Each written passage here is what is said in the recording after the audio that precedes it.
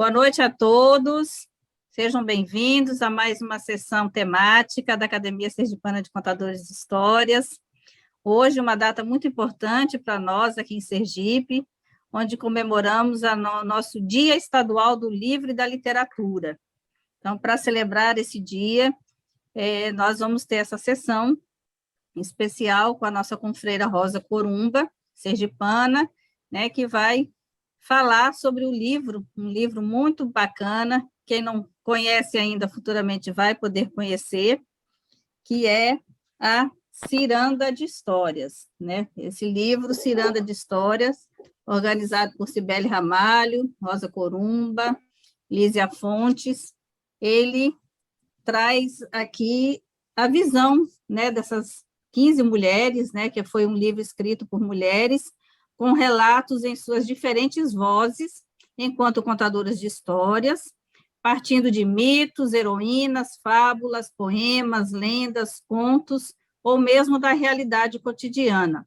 O tema do feminino atravessa todas as narrativas, com um convite à reflexão sobre os papéis de cada ser, que cada ser exerce em sua jornada pessoal. Então, ainda estamos celebrando o mês da mulher, foi o mês passado, né? A gente ia fazer essa sessão no mês passado, em homenagem às mulheres, mas continuamos, porque homenagens às mulheres todos os dias, né? Então, ainda cabe essa temática, falando do feminino, e a gente espera que Rosa traga aqui para a gente uma visão global sobre esse livro, né? Como é que foi. Eu já sei como é que veio a ideia, de onde surgiu, mas ela vai contar para todos vocês. E a gente, conversando aqui antes, eu estava falando, né, ciranda de histórias é o que a gente faz no nosso encontro de contadores, né? No final, a gente tem a nossa ciranda de histórias, que é justamente isso, né? Várias pessoas indo contar histórias diferentes. Então, é o que tem nesse livro aqui, uma ciranda de histórias de mulheres de diferentes visões e reflexões acerca da mulher no feminino. Então, é um prazer contar com todos vocês aqui nessa noite. Espero que todos gostem de tudo que vai ser colocado aqui e possam aproveitar no seu dia a dia, nos seus afazeres profissionais, enquanto contadores de histórias e disseminadores dessa arte tão importante que é a arte de contar histórias. Então, seja bem-vinda, Rosa, muito obrigada por aceitar, né, esse convite, que já faz tempo que a gente está querendo fazer, né? Então, agora a gente conseguiu reunir e vamos ver o que aconteceu aqui nessa ciranda de histórias. Com a palavra, Rosa Corumba. Boa noite a todos, né? Eita, peraí, um minutinho só, viu? Agora. Boa noite a todos e a todas. Eu quero agradecer à Academia Sergipana de Contadores de História, na pessoa da presidente, que é Cláudia, né? O convite de estar aqui com vocês para conversar. Na verdade, hoje nós vamos ter aqui uma conversa. Não podemos dizer que o que eu vou fazer é uma palestra, que não é essa a proposta, né? Então, a questão é como surgiu para mim essa ideia do livro. Começou com um grupo que a Profinte tem, criado por Cibele Ramalho, chamado Contação Dramática de Histórias. Esse grupo já tem cerca de 2 anos, aproximadamente, que foi no início da pandemia, em que nos reunimos e somos 3 administradores, Cibele, Lísia Fontes e eu. De cada vez uma conta uma história de forma dramática e depois se comenta com todas as pessoas presentes. A partir disso, pouco tempo depois, ano passado, de 2021, Cibele publicou esse livro aqui. Ó. Esse livro é só de Cibele. A Jornada do Feminino Selvagem. É um livro em que ela faz análise, como diz aqui, de deusas, mitos, contos, sonhos e as artes. Ela faz análise, discorre sobre isso, tece considerações sobre o papel feminino e o crescimento da mulher como pessoa. Então, eu fiquei pensando tão bom que eu publicasse um livro assim, alguma coisa de contação de histórias, e não me vinha nenhuma ideia. Quando um dia eu tive um sonho. Eu tive um sonho e desde que eu fiz, tem quase 20 anos que eu fiz o curso de psicologia analítica, eu aprendi com Jung a prestar atenção aos sonhos. O que é que esse sonho está dizendo de mim? Porque a grande diferença de Jung e Freud é que Freud achava que os sonhos são conteúdos reprimidos para o inconsciente e Jung provou que os sonhos têm uma relação direta com o que a gente está vivendo no presente. Basta que você lê, quando você sonhar, pare e pense, o que é que esse sonho está dizendo de mim? E o meu sonho era o seguinte, eu estava em pé em algum lugar e eu distribuía livros, eu estava rodeada de livros, mas era sempre o mesmo livro, que a cada pessoa que passava eu entregava um livro. Enfim, deitei, dormi, no dia seguinte fiquei pensando, o que é que esse sonho está dizendo de mim? Porque isso parece até o lançamento de um livro. Quando veio esse pensamento, eu disse, já sei. Vou ver se eu consigo organizar um livro de histórias, mas que seja diferente. E então, amigas que poderiam participar, convidei todas elas, e para mim foi uma alegria enorme, enorme, a satisfação com que acolheram o convite. Agora, qual era a proposta? A proposta era cada uma escolher uma narrativa de forma pessoal, a narrativa que quisesse, e a partir dessa narrativa, ela fazer reflexões sobre o feminino. Eu não sei se minha alegria foi maior quando eu tive a ideia, que eu fiquei feliz porque elas aceitaram. E aí fomos assim, né? Então, nesse momento, para mim, não é só uma alegria, mas é também uma honra eu compartilhar com vocês a realização desse sonho, que é o livro que a Cláudia mostrou. Mas falar sobre esse livro exigiu de mim uma reflexão sobre o papel das histórias e a arte de contar histórias na vida.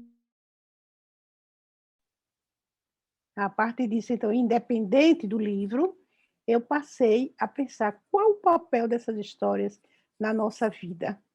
Porque nós sabemos que desde os tempos primordiais, os tempos primeiros, os homens reuniam-se ao redor da fogueira e para contar as histórias que representassem o que eles tinham feito durante o dia, na caça, na pesca, a luta que travaram com animais ferozes, enfim, eles se reuniam ao redor da fogueira para narrar suas façanhas.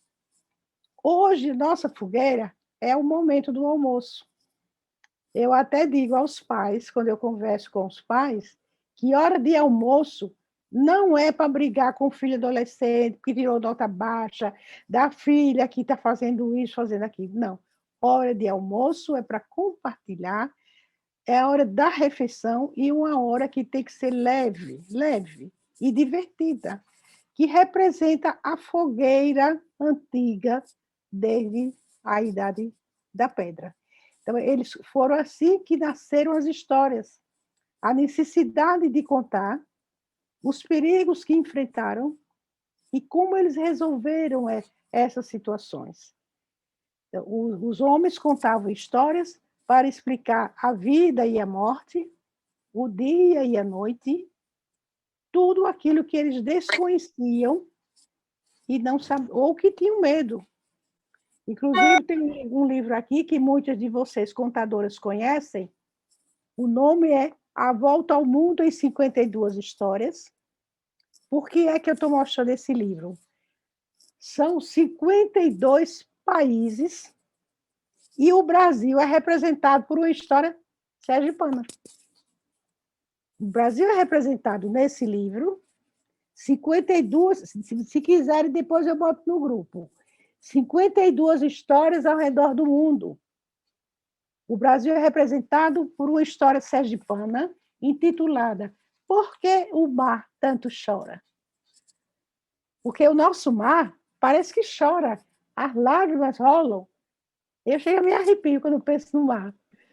Eu acho que é o único mar do Brasil que é como o nosso. E essa história é também considerada a Cinderela sergipana. Ela, Dona Labismina, eu conto ela, é de Silvio Romero, do Isso nosso né? patrono. É. Linda essa história. Então, narrar essas aventuras fazia o homem sentir-se capaz de dominar.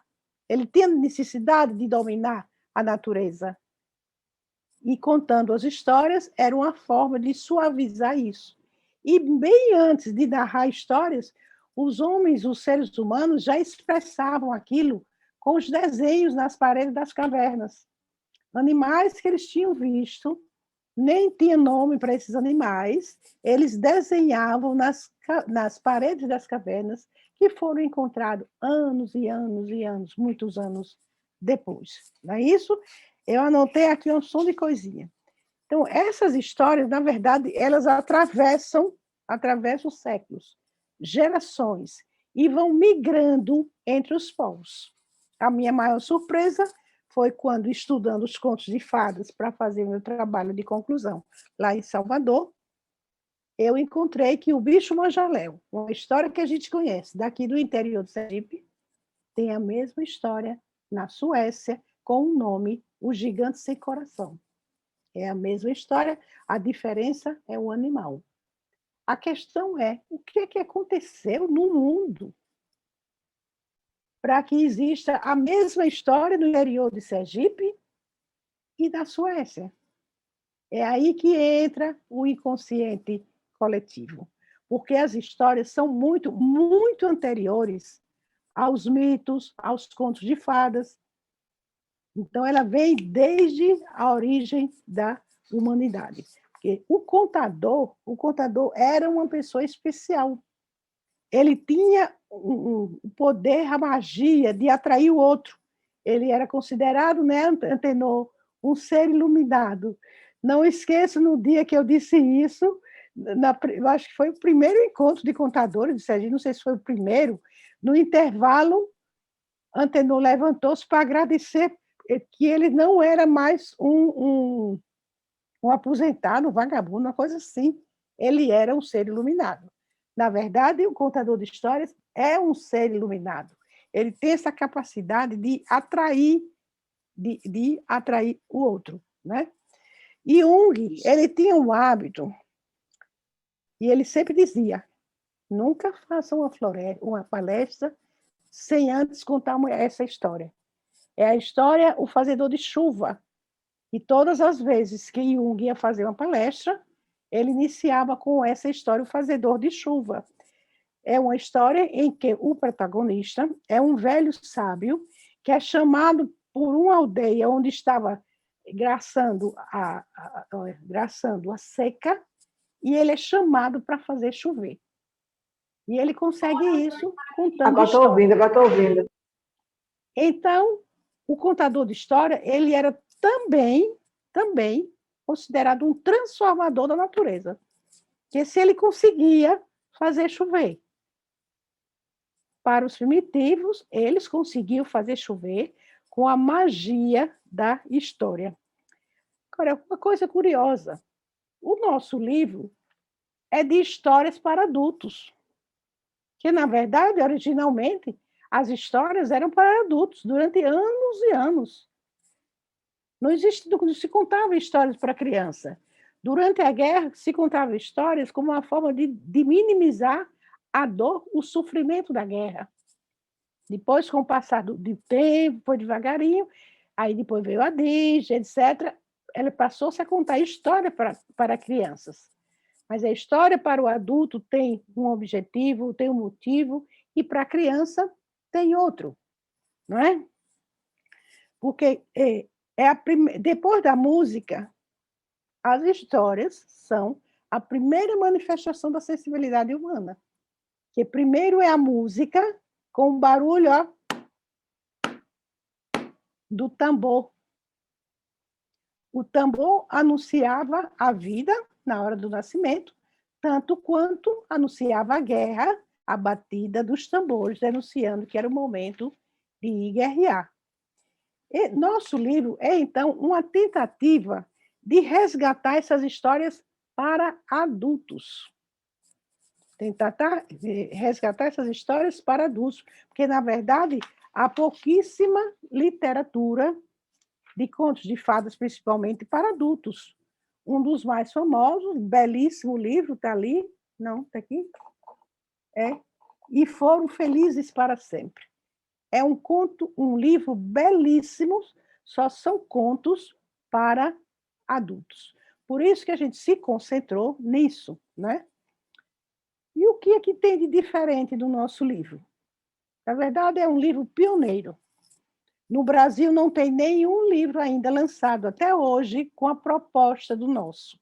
Você pode dizer, não, tem muito livro de contos de fadas, de mito, ciclo de mulheres. A questão é a proposta.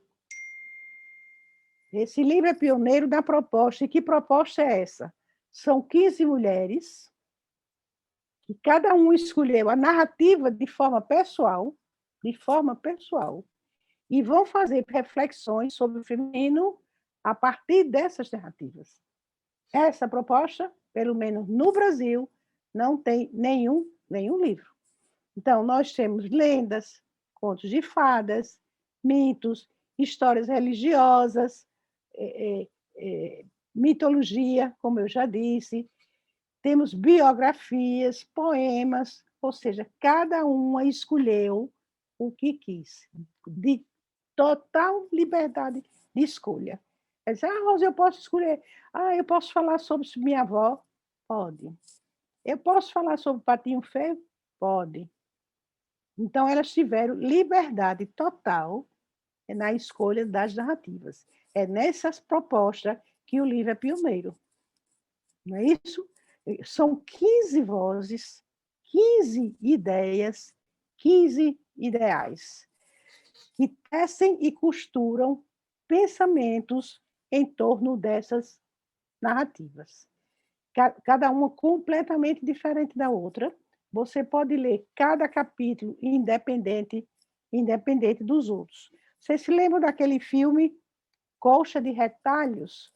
Quem já assistiu, né? Daquelas senhoras que moravam no interior e depois de uma certa idade, elas passaram a costurar uma colcha de retalhos. Só que elas costuravam em conjunto. Era uma colcha e todo mundo ao redor bordando. E, nesse momento, elas compartilhavam tudo o que viveram na vida. Quando eu lancei a proposta desse livro, né, e depois que elas foram escrevendo, eu fui tendo a sensação que parecia muito com uma colcha de histórias. Depois que eu convidei todas as 15, inclusive eu convidei Cibele e Lísia para comigo sermos as organizadoras. E foram peças fundamentais na organização e na publicação do livro. Lísia foi incansável na editoração, incansável em tudo que precisava modificar, aquela coisa bem chata, bem cri-cri de editora, para que o livro saísse como a gente queria. A capa é uma colagem, que é uma técnica que está se usando muito hoje, de doutora Ana Lúcia Barreto, e o livro é todo ilustrado com a pintura de Cibele Ramalho. Não é isso? Agora, como é que funcionam essas histórias? Há momentos em que elas podem ser compreendidas como um espelho, que reflete as emoções e as ações femininas. Cada história é um espelho que mostra ações, reações e emoções femininas. Porque ele foi, na verdade, forjado a 30 mãos. Não é isso? O sonho concretizou também, o sonho que foi no início meu, concretizou também o sonho de algumas escritoras que nunca tinham tido chance de publicar, e essa foi uma grande oportunidade. E eu sempre digo, não é esse livro, ele foge a qualquer categorização. Não é um livro de psicologia, não é um livro feminista, não, é um livro feminino, feminino. 15 mulheres tecendo reflexões sobre o feminino. E a pergunta é, qual é o alcance disso? Até onde vão os efeitos dessas histórias, né? Que aspectos do feminino são, na verdade, explorados nas histórias escolhidas? Aí cada escritora explorou o aspecto que despertou o interesse dela dentro da história. Porque essas 15 mulheres fazem reflexões nas várias faces do feminino. Vai de uma criança abandonada ao frio, como no conto A Pequena Vendedora de Fósforo, até as avós. Tem duas escritoras que escreveram. Uma escritor sobre a mãe, escreveu sobre a mãe, uma senhora de mais de 80 anos de idade. E a outra escreveu sobre as duas avós, materna e paterna. Então, as narrativas vão desde uma criança abandonada pelo frio até as avós. Passa por reflexões de histórias religiosas, mulheres de coragem, amor, ciúme, traição, tem de tudo. Atravessam aspectos desde a infância até a maturidade feminina, como na escrita literária de Clarice Lispector. Até Clarice Lispector está também aí. Mas o que tem essas narrativas que nos tocam tão profundamente? Porque quando a gente lê, a gente se emociona, a gente, de certa forma, se encontra ali. O que é que elas têm que nos tocam tão profundamente? Na verdade, as narrativas elas são como uma concha no fundo do mar. A concha está lá no fundo do mar e sabemos que dentro dela tem uma pérola. Mas só conseguindo pescar e depois conseguindo abrir é que a gente encontra a pérola. Assim são as histórias. Cada história é uma concha que precisa ser pescada, para depois abrir e encontrar ali a essência da história. Poderia até dizer que os narradores são pescadores de conchas, porque eles escolhem as histórias com o coração, coração. E os que contam histórias, lendo ou decoradas, o decorado é que vem do coração. Por isso que você consegue contar e aí se emocionar e emocionar uma plateia. Veja como os contadores da academia fazem. Eles se vestem de palhaço, de bruxo, de gigante, de anão, de todas as coisas possíveis e imagináveis e dramatizam a história. As crianças que assistem esses narradores ficam fascinadas com aquilo, não é? Agora vem a pergunta, repito, qual é o alcance disso? Um dos objetivos é atingir leitores que também sonham com um novo mundo, um mundo diferente, um mundo em que a gente desperte para o nosso próprio potencial criativo, nosso potencial que, por vezes, é cruel dizer o que eu vou dizer agora, mas, por vezes, o nosso potencial criativo ele é disfarçado no papel de mãe, de filha, de irmã, de profissional, e não nos damos conta que isso não nos revela totalmente, não diz quem realmente somos. Ser mãe, eu considero a melhor coisa do mundo. Mas eu não sou apenas mãe. Nenhum de nós é uma coisa só. E muitas vezes, por força da circunstância, se teve filho muito mais nova, ou se foi morar num lugar que não teve ninguém para ajudar, esse papel de mãe predomina durante muito tempo. E quando ela vai se dar conta, já se passaram muitos anos. Difícil para ela retornar, né? E porque exercer todos esses papéis esquecido de si mesmo, isso impede que a gente conheça no nosso eu profundo.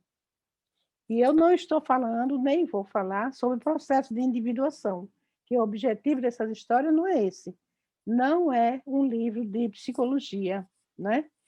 Essas histórias, na verdade, elas têm o poder de refletir, fazer refletir, o poder de transformar. O filósofo Pascal, quando ele estava escrevendo, por a intelectualidade francesa jovem, lia os artigos deles no jornal, e nisso ele começou a mudar de ideia. A repórter foi a ele e perguntou: o senhor é um filósofo conhecido, os jovens intelectuais todos leem seus artigos, o senhor está mudando de ideia? Ao que ele respondeu: não me envergonho de mudar, porque não me envergonho de pensar. É pensando que a gente muda. Se a gente não pensar, a gente não muda. Então, a história faz você parar, refletir, pensar para transformar, dar um outro sentido a mais à sua vida. Não é você deixar de fazer o que você faz. Não é você deixar de ser mãe profissional, amiga, irmã, amiga, seja lá o que for. É você, como diz os jovens agora, né? Dar um plus. Eu não sei nem falar como jovem.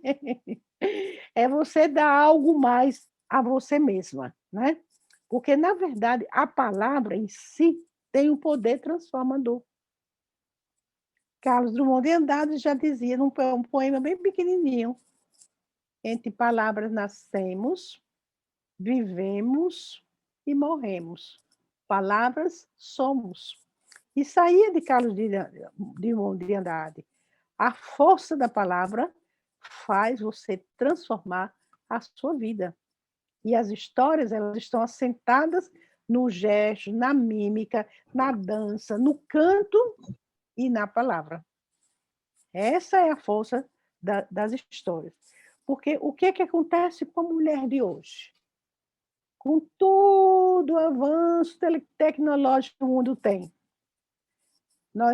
tem uma diferença de idade grande entre mim e vocês. Mas nascemos e fomos criadas dentro de um mundo patriarcal. O nosso mundo continua sendo um mundo matriarcal. Os nossos rapazes continuam sendo machistas. E eu que eu digo que tem três filhos rapazes. Eles ajudam a esposa, mudou na dinâmica familiar dos casais jovens. Ajudam dentro de casa, bota o bebê para dormir, e faz isso, faz aquilo, mas no fundo, são machistas. Eu até dou um exemplo também com vocês, meninas jovens, que têm filhos pequenos. Nós, mulheres, se eu fosse jovens, somos as primeiras a sermos machistas. Eu gosto muito de dar o seguinte exemplo. Uma mãe jovem, 25 anos, tem 2 filhinhos. Um de 3, outro de 4. O menino tem 3 e a menina tem 4. Ela prepara a menininha porque vão sair, vão passear com o pai.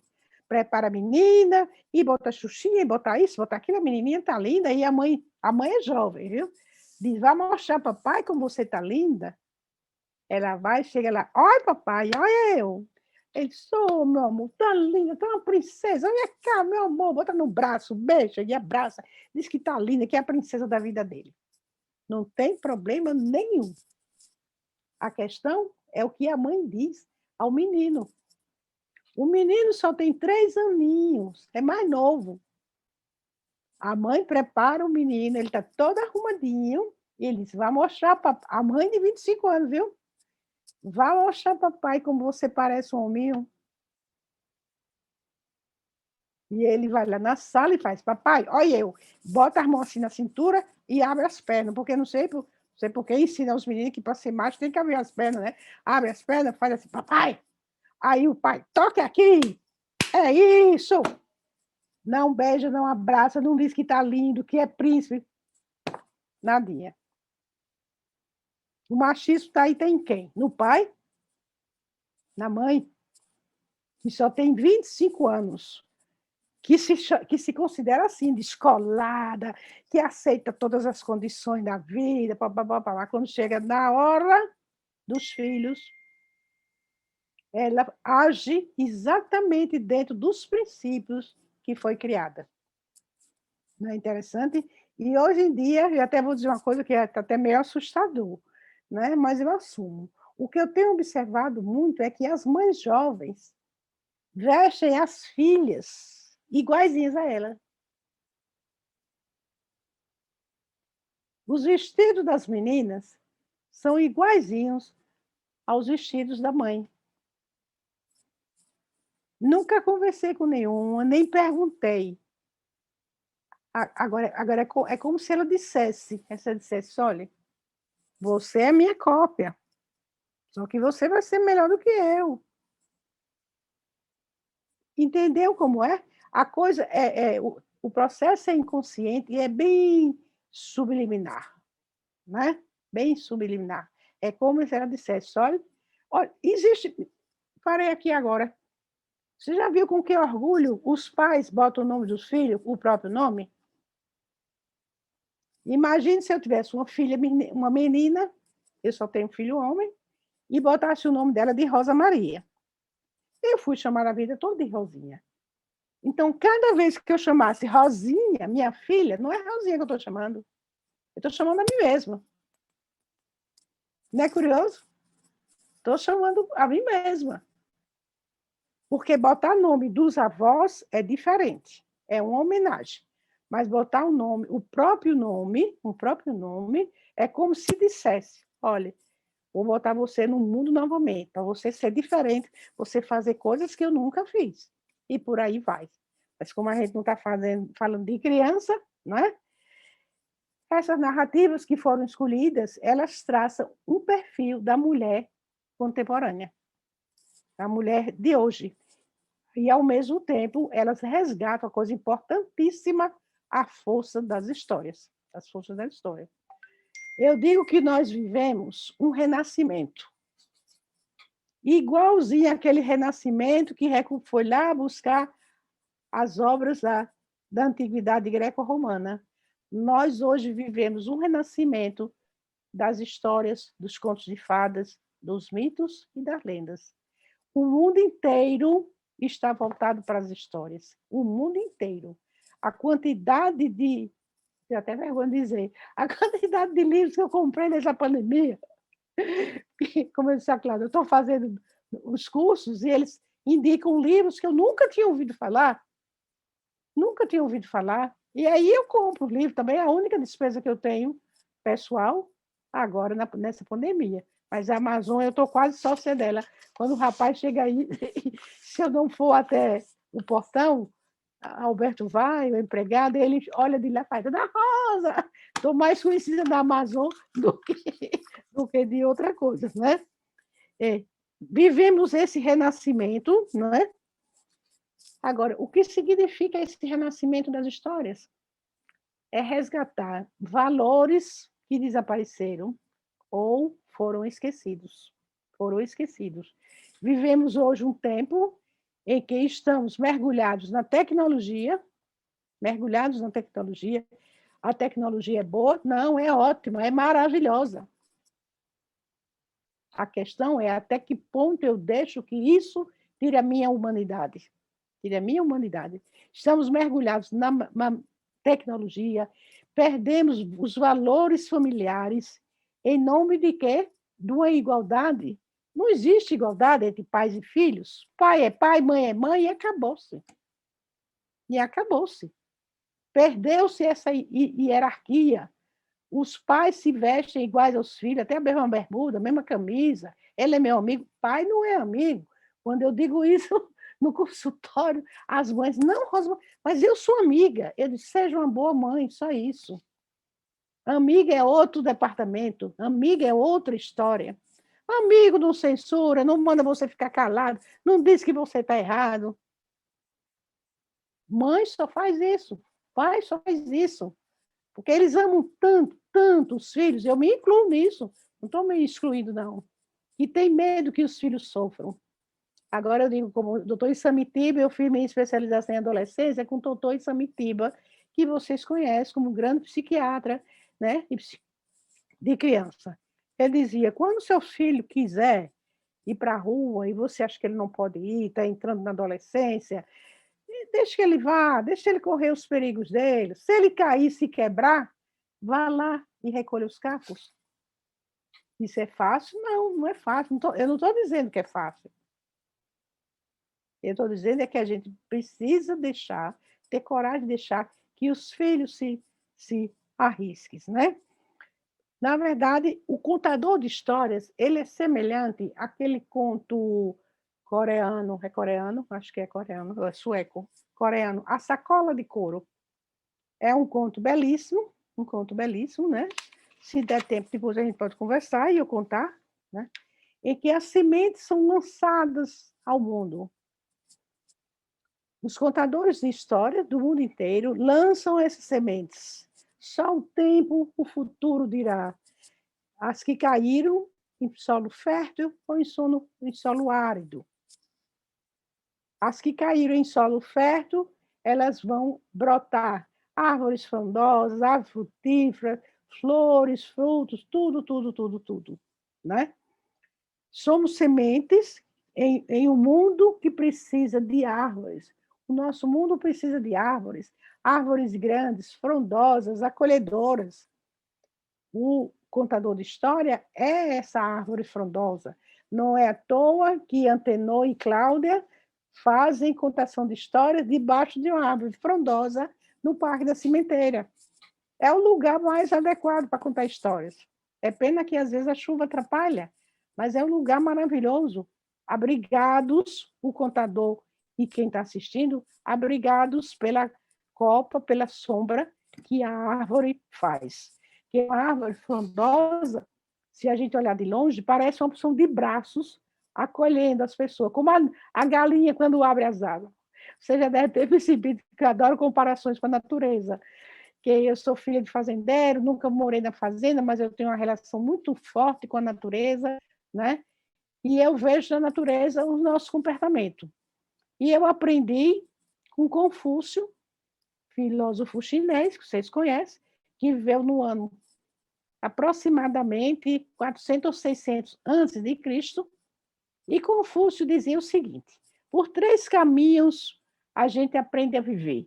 Na verdade, a frase dele era: por 3 caminhos se alcança a virtude. Mas eu coloco: por 3 caminhos a gente aprende a viver. Pela leitura, que é o mais demorado, pela experiência, que é o mais doloroso, e pela observação, que é o mais fácil. Nós estamos a 2022 anos depois de Cristo e não temos outros caminhos. Até hoje só temos leitura, experiência e observação.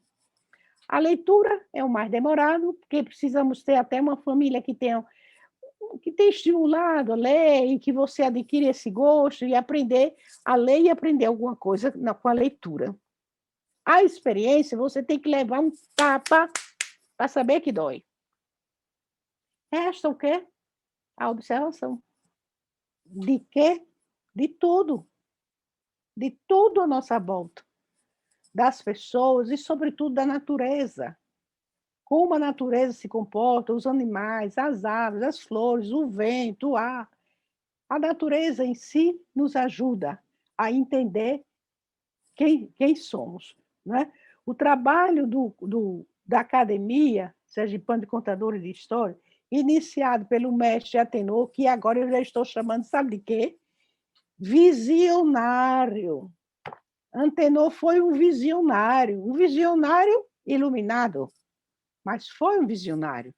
Vejam que ele, não sei se ele tem essa sensação, mas ao inaugurar a academia, inaugurar a academia com a primeira contação de histórias, ele abriu um espaço enorme dentro de Sergipe. Dentro de Sergipe. Eu nem estou falando ainda no Brasil. Mas ele anteviu com uma distância muito grande em que essas histórias poderiam se transformar. Isso é ser visionário.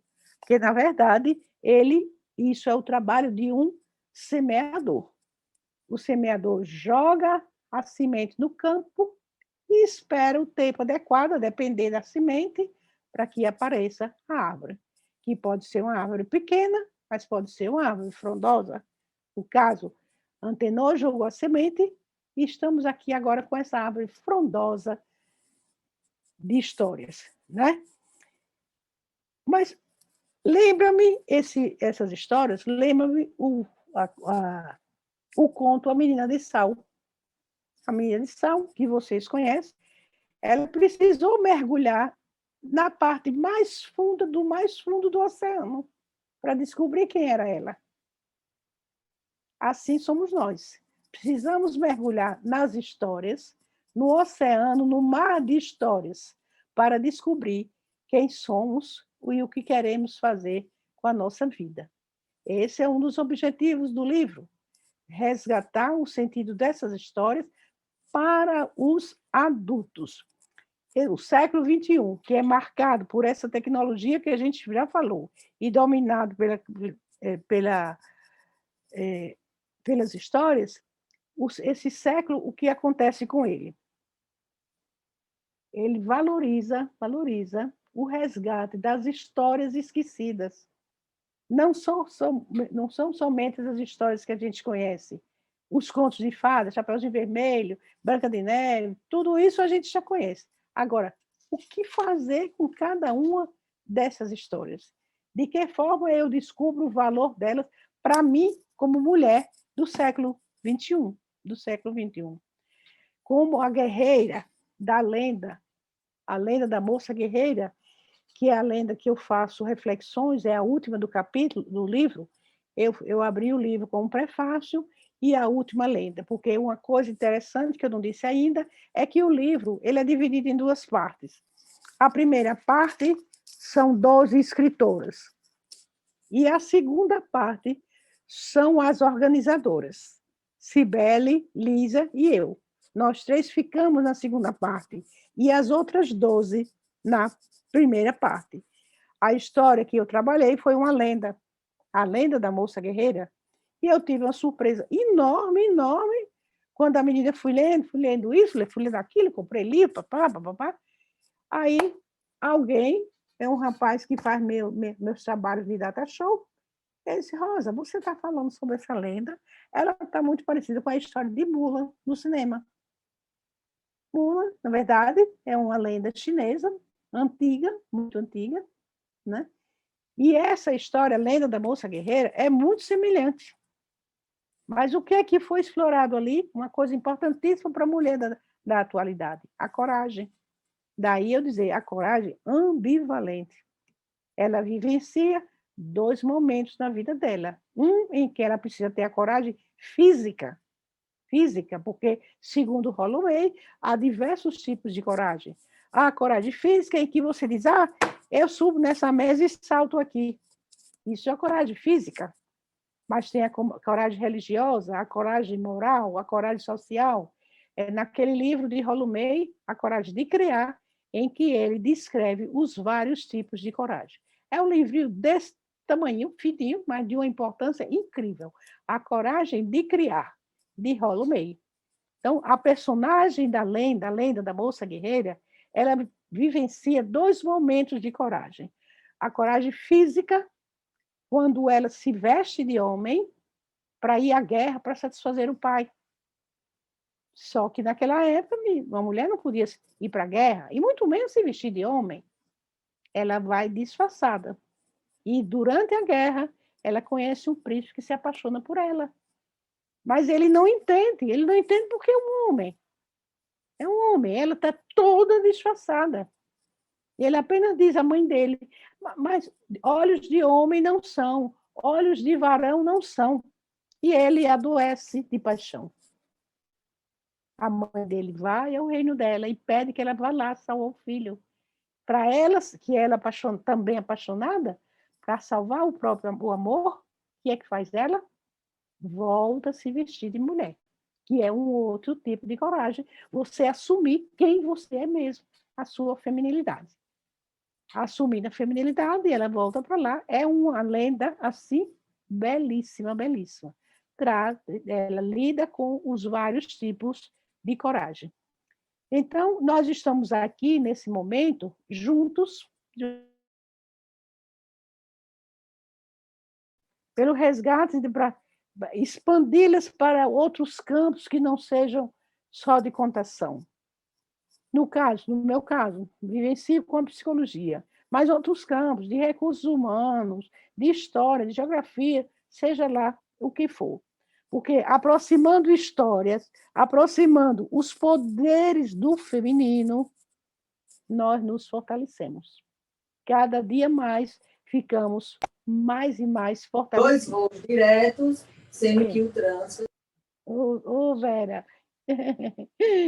estamos aqui, de coração aberto, à disposição para estudarmos as histórias. Não é para só contar histórias, para estudarmos as histórias, trocarmos ideias, construirmos um mundo de solidariedade e de paz através das histórias. Como na lenda africana, a águia e a galinha, que o Dr. Leonardo Boff transformou no livro, né? A águia e a galinha, na verdade, é uma lenda africana que o Dr. Leonardo Boff recolheu e fez o livro. A águia, todo mundo conhece essa lenda, né? Ou pelo menos tem uma ideia. A questão não é ser águia o tempo todo, nem ser galinha o tempo todo. Como o Dr. Leonardo Boff diz, a questão é encontrar o equilíbrio. Há momentos que você tem que ser águia, ir lá em cima, voar bem alto, gritar, grasnar, se sacudir, berrar. E há outros momentos que você tem que se recolher à insignificância da galinha, andar, ficar ciscando, comendo milho, dormindo no puleiro. Esse equilíbrio é que é difícil. E Dr. Leonardo Boff fala sobre os opressores e os oprimidos, né? E no final ele diz, o equilíbrio não é você ser o tempo todo águia ou só galinha, é ser águia e galinha, é ser noite e dia, é sol e lua, e assim por diante que ele conclui o livro. E para finalizar, como Jung sempre começava uma palestra contando a história, eu vou contar para vocês uma historinha que eu não contei nenhuma historinha, não é? Essa historinha diz muito do que nós somos, nós como contadores de história. Quando eu escutei essa história pela primeira vez, foi no encerramento do curso de Psicologia Analítica, que eu terminei já tem quase 20 anos. Minha não, o professor, Rosa. Ei, como é? Alguém fez uma pergunta. Aí, quando o professor contou essa história, o teatro, né, da universidade cheio de alunos, era um professor de São Paulo, professor Valdemar Magaldi, professor muito conhecido, e ele contou uma história. Só que ele não deu nome à história, e eu dei o nome. E eu considero que essa história somos nós. A lagarta suicida. Era uma vez uma lagarta que vivia na floresta, andando para lá e para cá.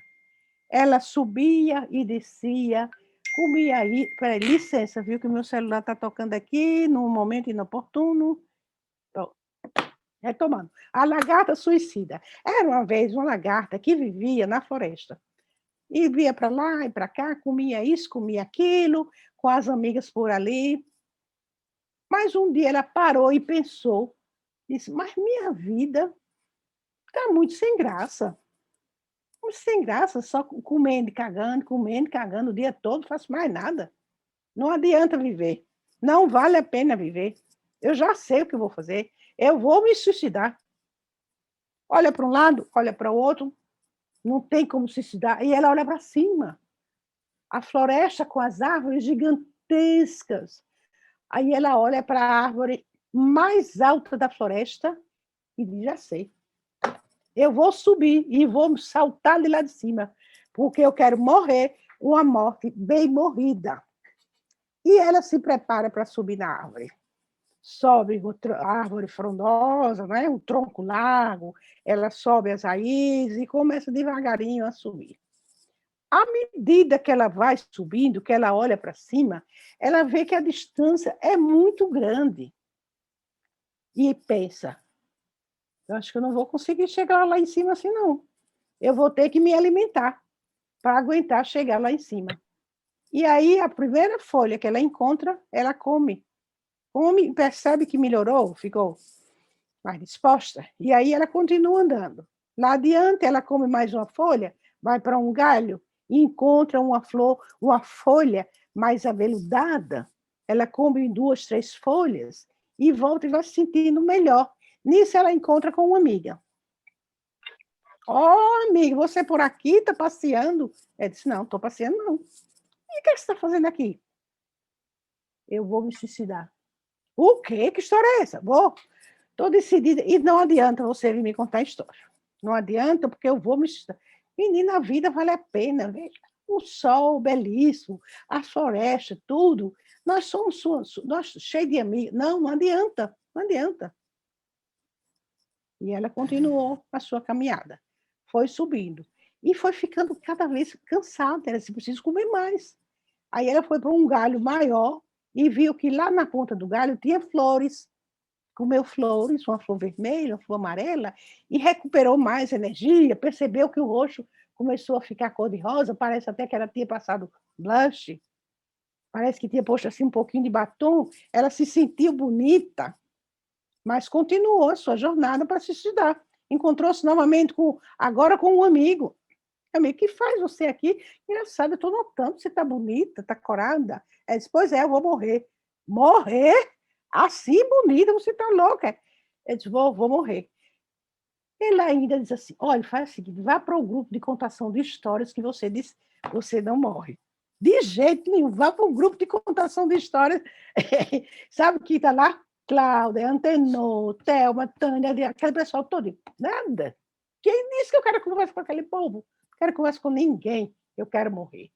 E nisso ela ia subindo, ia subindo, ia subindo, ia subindo.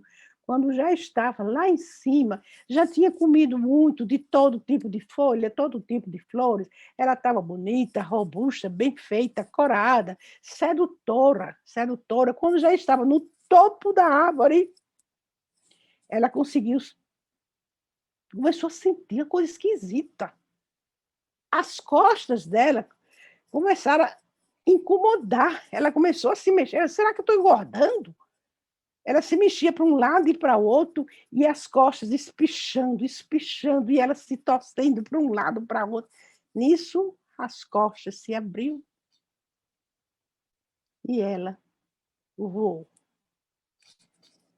Transformou-se em borboleta. Assim somos nós, contadores de histórias. Somos essas borboletas que, soltas pelo mundo, né, espalham sementes, né, na terra, no ar e na água, em todos os cantos do mundo. Muitíssimo obrigado por terem me ouvido. Espero que possamos formar um grupo de estudo de histórias, de histórias. O objetivo aqui não era fazer uma palestra, eu ainda conversei durante 30 minutos, né? Uma palestra de mais de 30 minutos, fica quem está escutando, diz, ela não acaba, e ela não acaba agora não, é? E ela não acaba agora não. A gente podia ficar aqui ó, muito tempo ouvindo, coisa maravilhosa. Eu ficaria. Eu ficaria. Eu também ficaria, viu? Mas a gente pode, eu sugeri a Cláudia, eu não gosto de criar grupos. É interessante, é engraçado. Eu faço parte dos grupos, mas não gosto de criar grupos. Isso. Que Cláudia crie um grupo de estudos de histórias. Não é como o nosso grupo da Profit de contação dramática de histórias. Ali é diferente. Né? Quem está no grupo de lá, como Tereza, como Rita, etc., Margarida, sabe que lá é contação dramática de história, de comentário da história. Aqui o que eu proponho é estudar as histórias. Somos adultas, escolhe só um livro ou uma história. O encontro pode ser semanal, quinzenal ou mensal, porque hoje em dia está todo mundo assim super ocupado com tudo. Sim. Eu mesma estou tentando desacelerar, me segurar para não preencher meu tempo demais e depois ter que desfazer. Né? Porque se você preenche todo, você fica fica num estado que não faz mais nada. Verdade. E Mas como a é ideia é bom... belíssima essa, mas todo mundo já provou aqui, né? E É. discutir, a gente aprende um com É, os outros, é muito bom, é, né? é, Vamos ver como é que a gente se organiza para isso. é. Mas foi maravilhoso, Rosa. Nossa, né, todo mundo aqui estava vendo aqui, todo mundo vidrado aqui, escutando atentamente. Quem não adquiriu o livro ainda, procure o livro, porque vale a pena. Vocês vão fazer uma viagem aqui nessas 15 histórias, né? É muito bom a gente ver esse olhar diferente, esse olhar adulto, né? Nessas histórias, a maioria infantil, e que a gente, né, cresceu ouvindo essas histórias, lendo essas histórias, mas que hoje, para a gente, tem um outro significado, e pode ter um outro significado, né? O livro a gente encontra na Profinte, Osaneide. Se você quiser, é aqui perto de casa, aqui na Coroa do Meio, posso ver para você. Então, fica aberto aqui a palavra, se alguém quiser fazer algum comentário, fazer alguma pergunta, a Rosa está aqui para Isso, estamos aqui para conversar. Pode perguntar o que conversar. quiser. Se eu souber, eu respondo. E se eu não souber, eu respondo também, que eu sei. Também. Isso aí. Rosa, Sim. Rosa, uma pergunta a respeito dessas histórias do livro, dessas autoras, se cada história foi já estudada, compartilhada de modo mais profundo pelo grupo de autoras, se essas histórias já entraram na... Não. Se vocês fizeram isso antes do lançamento, se pretendem fazer? Não estudamos nada. Como eu disse, na hora que eu convidei as escritoras, e elas perguntaram, mas qual é a história? Se a que você quiser, você tem liberdade total de escolher uma narrativa. Eu nem uso a palavra história, uma narrativa. Daí você vai encontrar contos de fadas, lenda, mitos, poemas, fábulas. O primeiro capítulo é sobre uma história, o cavaleiro preso na armadura. Isso.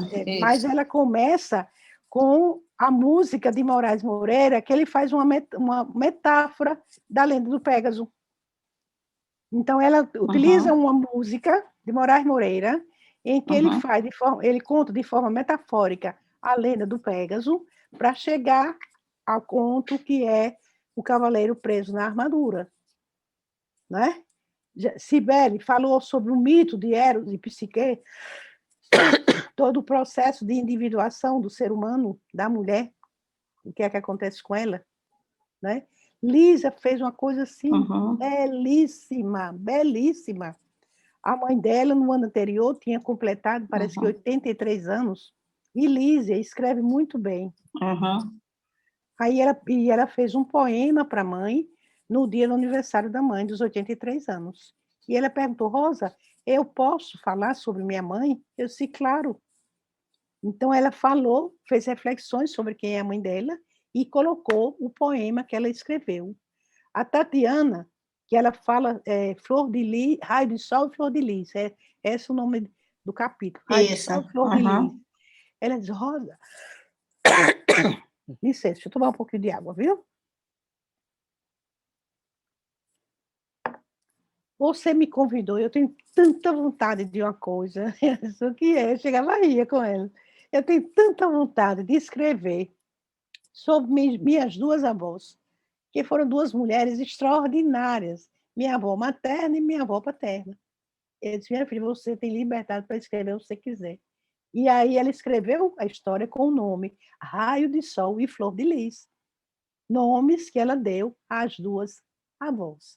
E por aí vai. Tem uma que fala sobre o Patinho Feio, a outra sobre o conto Pele de Foca, do livro Mulheres que Correm com Lobos. Olha aí um livro. Não sei se vocês sabem, depois da Bíblia e depois de Alice no País das Maravilhas, Verdade. é o terceiro livro mais lido no mundo. A gente podia começar com ele.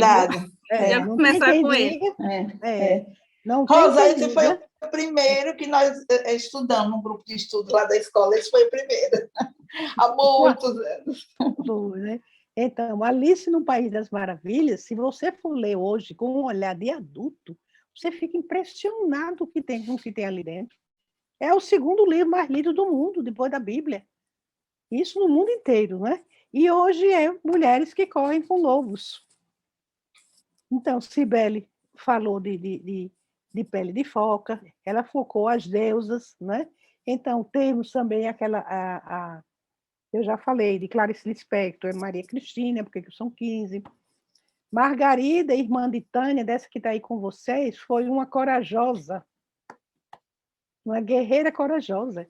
Escreveu sobre o conto A Pequena Vendedora de Fósforos, que é um conto, eu acho que é o conto mais triste que eu conheço dos contos de fadas. Eu considero que ela foi muito corajosa escrever sobre um conto tão triste, né?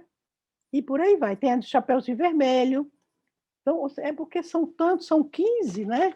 São 15. Alice no País das Maravilhas, Patinho Feio. Ah, tem uma que escreveu. Eu nem sabia que existia essa santa, Santa Tecla.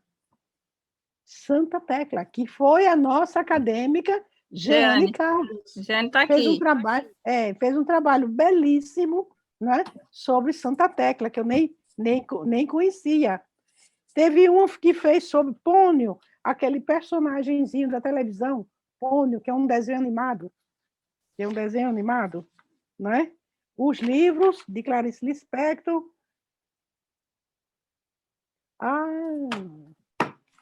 A Mulher Sem Mãos. Vocês já viram esse conto? A Mulher Sem Mãos. Eu não conhecia, não. É um conto dificílimo, não é? A Mulher Sem Mãos. Né?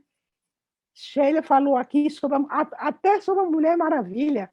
Sim. Eu que já li e reli esses contos todinhos, desde que elas me mandavam, eu mandava para a Cibele, para a Lísia, para cada um ler e rever, e Lísia fazer a revisão.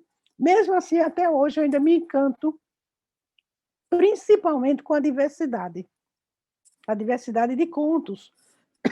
Essa daqui falou sobre a questão do habitat. Durante a pandemia, como é que é a moradia do ser humano? Porque hoje todo mundo vive recluso dentro de suas tocas, né? Parece que cada um está dentro da sua gruta. Alguns tentando sair, botar uma perninha de fora e tal. Eu mesmo não tenho ido para canto nenhum, a não ser quando alguma amiga chama, vamos tomar um café. Aí a gente vai, um café cedo, né? Ou mesmo que seja de tarde, mas um lugar mais reservado. Eu não estou indo para nenhum tipo de aglomeração. E apesar de já ter dada livre a máscara, mas a gente sabe que corre um risco muito grande, e eu sou de idade de risco, né? Chapeuzinho Vermelho. E os 3 últimos, que é a parte 2 do livro, Cibele, Lísia e eu. Lísia, Cibele com o mito de Eros e Psique, fala sobre os relacionamentos amorosos. Lísia com o Tear do Coração, que fala sobre a mãe dela. E eu com a coragem, que eu chamo de coragem ambivalente, né? Da lenda da moça guerreira, né? Então, é isso. Esse livro eu sou suspeita de falar porque eu sou entusiasmada com ele. Esse negócio é uma coisa que vem do coração. Me chamar para falar de uma coisa que eu gosto tanto é como falar sobre criança. E esse livro está na Amazon ou não? Tinha que botar na Amazon, mulher de Deus. Mas não conseguimos botar ainda. Não, isso tem que estar para o país todo. O mundo. Ele já viajou para muito canto, né? Sim. As amigas que eu tenho fora, mandei, Cibele também mandou, Lídia também mandou, mas a questão é que há pessoas que realmente querem comprar, então compra diretamente a Cibele na Profit, e ela envia pelo correio. E ela envia pelo correio também. Envia pelo correio. Várias pessoas já compraram. Vamos colocar nas listas de presentes. Isso mesmo. Bem pensado. Verdade. Muito bom. Isso, Rosa, é um orgulho, viu? É um orgulho, Rosa, ter você assim, tão perto. Acho que é um privilégio para a gente, viu? Um grande privilégio. Parabéns. Obrigada. Parabéns e obrigada. Sempre carinhosa, essa Glaci. Uhum. Mas eu estou à Imagina. disposição mesmo para a gente formar grupos, viu, gente? Sim, sim, vamos sim. Eu não me dispus ainda, foi contar a história na árvore da parte da sementeira, porque é o dia que os filhos passam o filhos, dia inteiro aqui com os netos. é verdade. Sábado, domingo para mim. Sábado é dia da família, né? Então, por isso que a gente vai para lá, porque a família está lá, complicado. então a gente reúne. Olha. Uma E data... os dois que são casados, durante a semana também almoçam aqui, né? E o marido gosta, sabe cozinhar, porque aqui a situação é ao contrário. Quem sabe cozinhar é ele. Eu dou o maior apoio psicológico a ele, né? Para ele sempre cozinhar, né? Minha mãe é que disse, mas menina, você não vai para a cozinha? Eu disse, mamãe, não precisa eu ir. Ele gosta de ir, e eu dou um apoio a ele. Se ele disser, está faltando tal utensílio, o que ele disser que está faltando, eu compro. Isso ele gosta, sabe cozinhar, e, enfim. Muito bom. A ânima dele, se a gente for falar em termos psicológicos, né? A ânima dele é muito forte. E o meu ânimo é muito forte também. Quem troca a lâmpada sou eu, quem desentope o esgoto sou eu. Tá vendo? Quem mata o rato sou eu, porque ele tem medo de rato. Entendeu? Se tiver um barulho na casa de noite, que vai olhar se é ladrão, quem é que vai? É você. Sou eu. Ele disse, é melhor você ir na frente. Né? A minha coisa, a gente está ouvindo um barulho estranho, você me manda aí na frente. Não, mas é melhor... Essa é boa, Rosa. Eu gostei. Não, eu já vivi situações assim, que parece que a dor sou eu quando eu conto. Mas, olha, foi muitíssimo grata a todos vocês pela presença, pelo estímulo, pelo convite de Cláudia. Antenor, meu filho, você é Acho que o Antenor está doido para falar ali. Eu estou vendo ele tá... Fale, Antenor, que eu sei que você está doido para falar. Fale, visionário. Nosso visionário. Eu, na verdade, fico aqui a imaginar como eu fui agraciado por Deus quando tive o prazer e a honra de convidar essa figura que eu admiro, que eu tenho um carinho tão grande, e não vou me estender muito não, porque o digníssimo pode estar ouvindo aí, vai dizer, oxê, quanto amor é esse por minha mulher? Então, eu vou me poupar a dizer o seguinte, eu ouvi Rosa em um momento nessa caminhada, e foi um momento sublime, onde ela me deixou pasmo, me deixou admirando-a de uma forma tão intensa que, quando digo vou fazer essa garimpagem, eu vou garimpar as pérolas e contadores de história que tem em Aracaju, em Sergipe.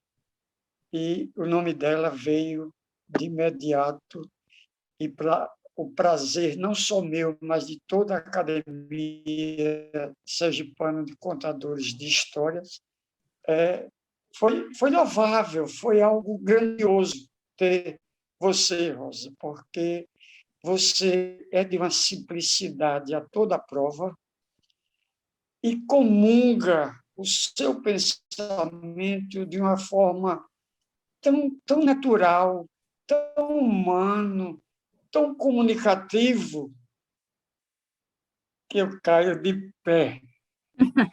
Caio de pé por tudo que você diz, por tudo que você fala.